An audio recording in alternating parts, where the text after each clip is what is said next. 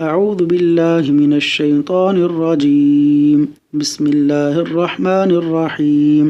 رنج و غم ختم کرنے والا وظیفہ۔ رسول اللہ صلی اللہ علیہ وسلم نے حضرت اسماء بنت امیس رضی اللہ عنہا سے فرمایا، تجھے ایسی کلمات نہ سکھا دوں جنہیں تو رنج و غم کے وقت پڑھے؟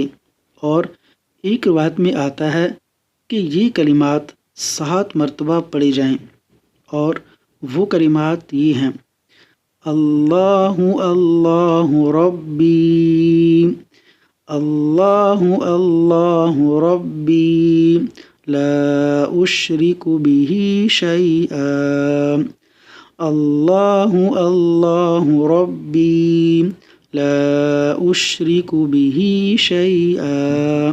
سنن ابو داود، حدیث نمبر 1525۔ اللہ تبارک و تعالی ہمیں تمام پریشانیوں اور مصیبتوں سے نجات عطا فرمائے۔